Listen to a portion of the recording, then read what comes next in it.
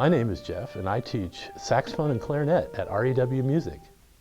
Best thing about teaching music, it is so much fun to see a student succeed, excel at what they do at any level. I'm not talking about all the prodigy players out there. I'm talking about a student that started with, what is this thing in my hand called, to their playing and having fun and creating music. That's easily by far the best thing about making and teaching music.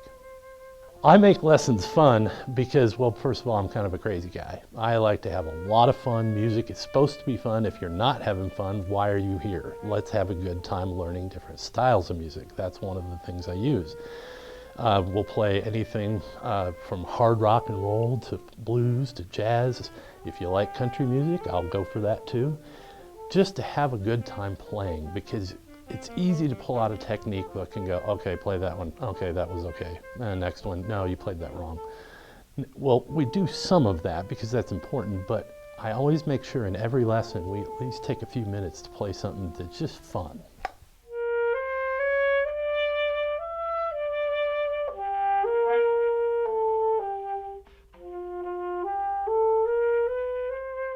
For the state music this year, it is the Eccles Sonata, which I performed the first part.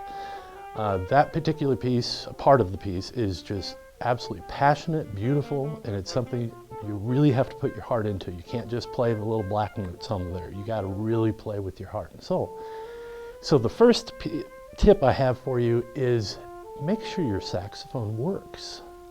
I know it sounds kind of ridiculous, but after teaching in public schools for about 15 years, I saw a lot of things.